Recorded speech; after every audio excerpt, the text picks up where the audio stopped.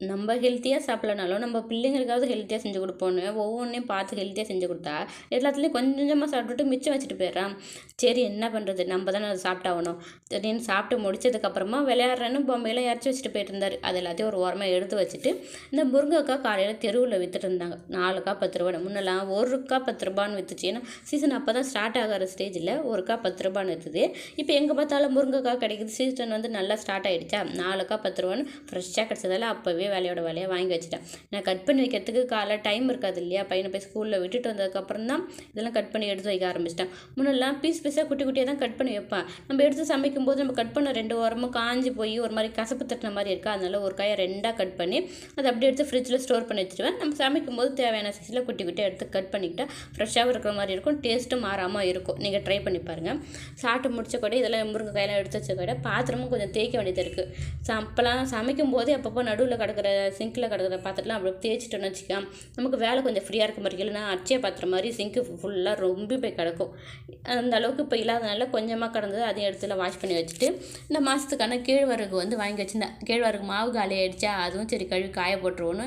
எப்போ கழுவு எடுக்கப்பட்டாலும் இந்த குட்டி குட்டியாக காஃபி விதை மாதிரி அதில் நிறைய விதை மாதிரி கிடக்கு. நானும் பல தடவை கேட்டு நிறைய பேர்ட்ட கேட்டு பார்த்துட்டேன், யாருக்கும் தெரியல அது என்னென்னு. சரின்னு அதெல்லாம் பொறிக்க ஓரமாக போட்டுட்டு இதெல்லாம் நல்லா கழுவ ஆரம்பிச்சிட்டேன். ஒரு 4-5 தடவை கழுவுனா அதுதான் அந்த கேழ்வரகு நல்லா க்ளீனாக இருக்கும். அந்தளவுக்கு அதில் தோல்லாம் ஒட்டிகிட்டு இருக்கிறதுனால அழுக்காக இருக்கிற மாதிரி தெரியும். இப்போ அதெல்லாம் கழுவி காயப்படுறதுக்கப்புறம் மொட்டை மாடிக்கு எடுத்து வந்து காய போட்டுட்டேன்.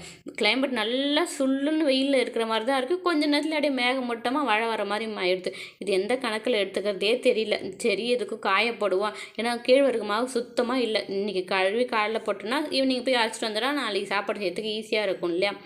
அதனால் கழுவி காய போட்டுட்டேன். கொஞ்சம் கிளைமேட் அப்படி தான் இருந்தது, வெயில் வரதும் போகிறதும் அப்படிமா இருந்தது. அவரெல்லாம் காய போட்டதுக்கப்புறமா எல்லாத்தையும் பரப்பி விட்டுட்டு காய வச்சுட்டு கீழே வந்து லஞ்சுக்கு சமைக்க ஆரம்பிச்சிட்டேன். சாதம் பையனுக்கு ரெடி இப்போ ஸ்கூல் லஞ்சுக்கு ரெடி பண்ணும்போது முன்னாடியே ரெடி பண்ணியிருந்தாலும் வேலை கொஞ்சம் ஈஸியாக இருந்தது.